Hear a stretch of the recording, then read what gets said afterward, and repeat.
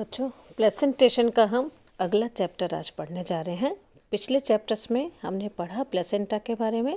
Placenta क्या है कि मात्रक एवं भ्रूण के ऊतकों के मध्य पाए जाने वाला संयोजन प्लेसेंटा है, और इस प्रोसेस को हम क्या कहा, प्लेसेंटेशन हमने इसको बोला। पिछले चैप्टर्स में हमने पढ़ा टाइप्स ऑफ प्लेसेंटा, यानी प्लेसेंटा के प्रकार, जिसमें से हम पढ़ चुके हैं पहला और दूसरा टाइप। पहले टाइप में हमने पढ़ा था इन्वॉल्वमेंट ऑफ एम्ब्रियोनिक टिश्यू या फिर इसके ओरिजिन के आधार पर योग सैक प्लेसेंटा और कोरियोनिक एलेंटोइक प्लेसेंटा के बारे में हमने पढ़ा। फिर डिस्ट्रीब्यूशन ऑफ विलाई यानी रसांकुर जो है उनके वितरण के आधार पर हमने 4 तरह के प्लेसेंटा के बारे में पढ़ा पिछले चैप्टर में। आज हम पढ़ने जा रहे हैं इसका तीसरा जो है टाइप, मोड ऑफ इम्प्लांटेशन, यानी इसका प्लेसेंटा का निरोपण या फिर रोपण के आधार पर वर्गीकरण। ठीक है, रोपण के आधार पर कह लें हम, चाहे इसको निरोपण, दोनों हम कह सकते हैं। इस आधार पर इसका वर्गीकरण, तो रोपण के आधार पर यानी मोड ऑफ इम्प्लांटेशन के आधार पर इसका वर्गीकरण। जो इम्प्लांटेशन के एम्ब्रियो जो है यूटरस के अंदर एक निश्चित स्थान जो है लेकर के और यूटराइन वॉल से संपर्क स्थापित करता है। ठीक है, तो अलग अलग जो यूथेरियन मैमल्स हैं उनमें जो ये कोरियोनिक सैक है, कोरियोनिक सैक का यूटराइन वॉल यानी गर्भाशय से भित्ति से जो संपर्क है उसके आधार पर हम इसको देखते हैं। और यह जो संपर्क है, ये इस संपर्क के स्थान में जो है भिन्नता जो है पाई जाती है अलग अलग एनिमल्स में। अलग अलग यूथेरियन जो मैमल्स हैं उनके अंदर जो है ये भिन्नता पाई जाती है। तो संपर्क स्थान के आधार पर या हम कहें कि जहाँ पर ये इम्प्लांटेशन हुआ है या जहाँ पर ये भित्ति से जो अटैच हुआ है, उस आधार पर जो है हमने इसको 3 जो है पार्ट्स के अंदर बांटा है। इसके 3 और जो है टाइप्स हैं, जिनके नाम है सुपरफिशियल यानी सतही रोपण, एक्सेंट्रिक इम्प्लांटेशन यानी अकेंद्रीय रोपण, और इंटरस्टिशियल इम्प्लांटेशन यानी अंतराली रोपण। तो 3 तरह के जो है ये टाइप्स हैं, किस आधार पर, मोड ऑफ इम्प्लांटेशन, रोपण के आधार पर। सुपरफिशियल यानी संपर्क स्थान पर हमने कहा 3 तरीके के ये हैं। सुपरफिशियल सतही रोपण, सतही रोपण इस प्रकार के जो है इम्प्लांटेशन के अंदर कोरियोनिक सैक जो है क्या करता है, कोरियोनिक सैक वृद्धि करके किसमें, मेन जो है यूटराइन कैविटी के साथ में संपर्क स्थापित करता है। अब मेन जो है यूटराइन कैविटी के साथ जो है इसका संपर्क है, लेकिन ये क्या है, उसकी कैविटी के अंदर जो है ये धंसता नहीं है। जैसा ये हम फर्स्ट वाला हम देख सकते हैं सुपरफिशियल कि यह कोरियोनिक सैक जो है, कोरियोन जो है, और ये है एम्ब्रियो। तो यहाँ पर ये यूटराइन कैविटी के जो है उसके साथ में संपर्क तो स्थापित करते हैं, इसकी लाइनिंग के साथ में, यूटराइन कैविटी की लाइनिंग के साथ में जो है ये संपर्क तो स्थापित करता है, लेकिन उसकी कैविटी के अंदर जो है धंसता नहीं है। ठीक है, तो इस प्रकार के जो है इस प्रकार के इम्प्लांटेशन को हम क्या कहते हैं कि जो उसकी कैविटी में ही रहता है और भित्ति में धंसता नहीं है, इसे हम सुपरफिशियल इम्प्लांटेशन भी कहते हैं, और इसे जो है सेंट्रल इम्प्लांटेशन भी कहते हैं। इस तरीके के इम्प्लांटेशन को सेंट्रल इम्प्लांटेशन भी हम कहते हैं। किस किस में पाया जाता है ये, कार्निवोरस के अंदर जो मांसाहारी जीव हैं उनमें, और मंकीज के अंदर, और अंगुलेट्स यानी खुरचारी जो है, किस गाय, भेड़, खरहा, बिल्ली, इनके अंदर जो है ये सुपरफिशियल टाइप का इम्प्लांटेशन पाया जाता है। दूसरी तरीका इम्प्लांटेशन है एक्सेंट्रिक इम्प्लांटेशन यानी अकेंद्रीय इम्प्लांटेशन। इस तरह का इम्प्लांटेशन में क्या है, यहाँ पर कोरियोनिक सैक जो है यूटराइन कैविटी के बने हुए किस में रहता है, फोल्ड्स के अंदर रहता है। यूटराइन कैविटी के फोल्ड्स में, वलन के अंदर जो है, इनके अंदर जो है यह स्थित रहता है, जो कि इसको चारों तरफ से घेरे हुए रहते हैं, ठीक है। और इन फोल्ड्स में घिरा हुआ जो है ये यूटरस की जो मेन कैविटी में नहीं रह करके यह क्या है, एक और विस्थापित हो जाता है, एक साइड के अंदर जो है यह विस्थापित हो जाता है, एक साइड में, जिसे हम क्या कह देते हैं, एक्सेंट्रिक अकेंद्रीय रोपण।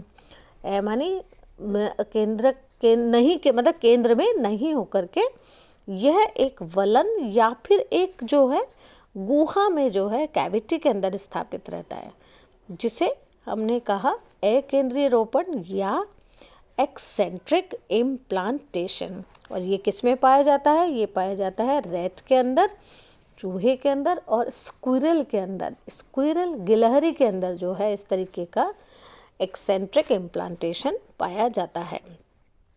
तीसरे तरीके का है इसमें इम्प्लांटेशन इंटरस्टिशियल इम्प्लांटेशन या फिर अंतराली रोपण, जिसको हमने कहा।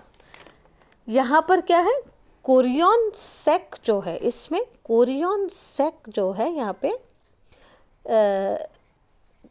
यूटराइन जो वॉल है यानी गर्भाशय स्तर में धंसकर गहरे से संबंध स्थापित कर लेता है, यानी कंप्लीटली जो है अंदर घुस करके ये कंप्लीट एम्ब्रियो पूरा अंदर घुस करके धंस करके और एक गहरा जो है संबंध स्थापित कर लेता है, मतलब गहराई में धंस जाता है ये ब्लास्टोसिस्ट या जिसको हम कहें एम्ब्रियो, इसमें वॉल यूटराइन कैविटी के अंदर जो है गहरा धंस जाता है, जिससे कि क्या है यहाँ पर एम्ब्रियो और जो मात्रक जो टिश्यू है, ऊतक है, उनके मध्य जो है जो एक कनेक्शन जो है, संयोजन जो है क्या हो जाता है, दृढ़ हो जाता है। इस वजह से यह कनेक्शन दृढ़ हो जाता है, गहरा संबंध जो है इसमें स्थापित कर लेता है। किस किस में पाया जाता है ये, हैजहॉग झाऊ चूहा, गिने पिग, कुछ जो है बैट्स यानी चमगादड़ के अंदर, एप के अंदर और मैन के अंदर, ह्यूमन के अंदर जो है इस तरीके का पाया जाता है इंटरस्टिशियल इम्प्लांटेशन।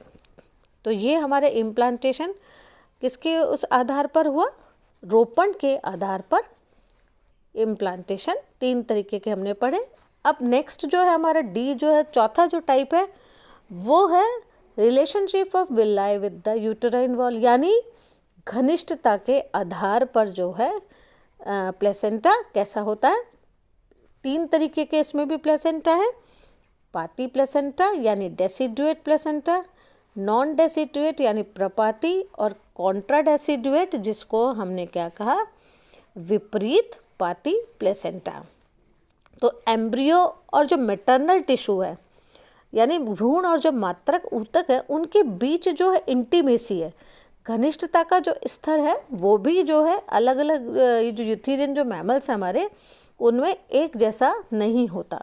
और इसी आधार पर जो है 3 तरीके के ये प्लेसेंटा किसके आधार पर, घनिष्ठता के आधार पर जो है किए गए हैं।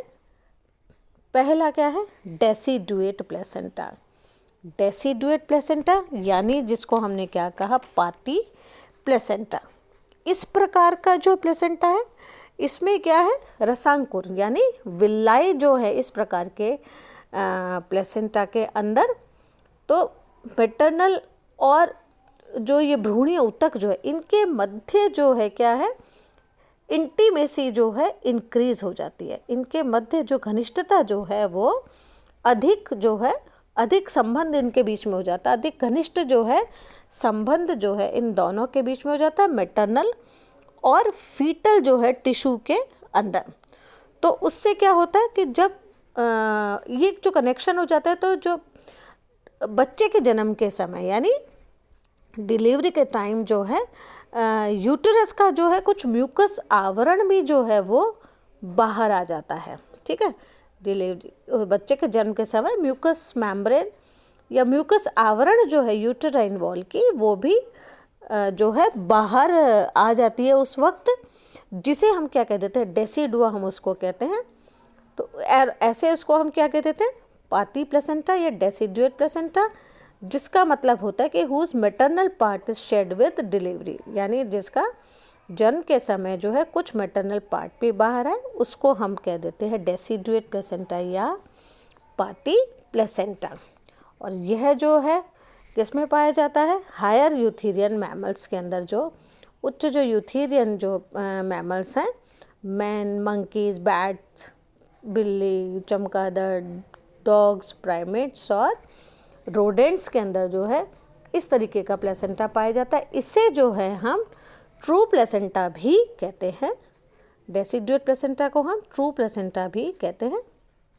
नेक्स्ट जो है हमारा दूसरे टाइप का प्लेसेंटा, इसी में कौन सा है, नॉन डेसिडुएट यानी प्रपाती प्लेसेंटा।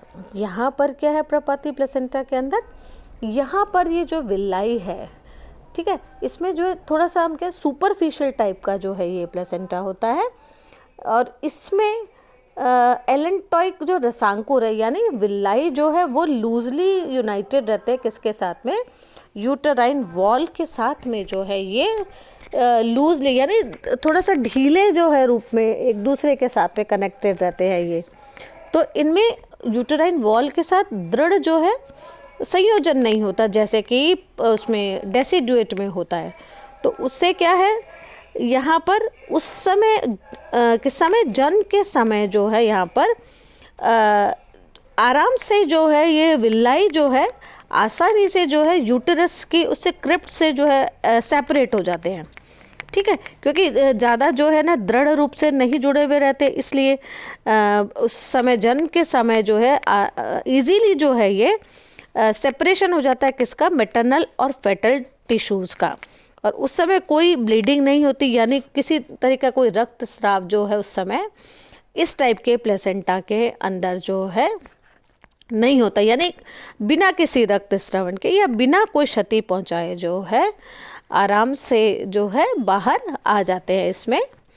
और इस तरीके का प्लेसेंट, इसको हम और कैसा कहते हैं, सेमी प्लेसेंटा भी इसको हम कहते हैं, अर्ध प्लेसेंटा भी, क्योंकि यहाँ पर कोरियोनिक विल्लाई जो है एंडोमेट्रियम के साथ में जुड़ी हुई नहीं रहती है।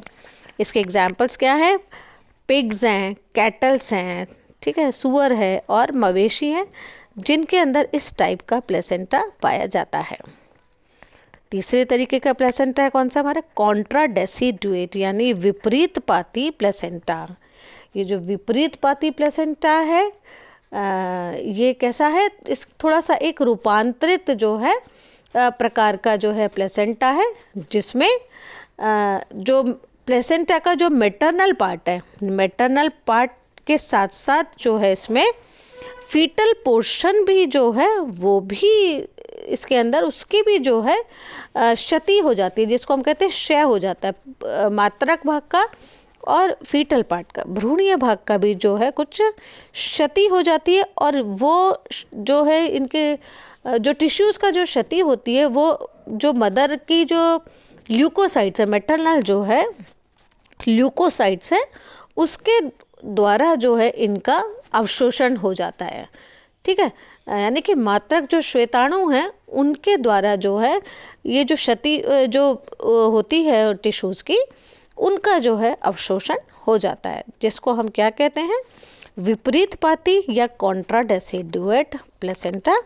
और ये किस में पाया जाता है, पैरामिलीस के अंदर और टाल्पा के अंदर जो है यह इस तरीके का प्लेसेंटा पाया जाता है।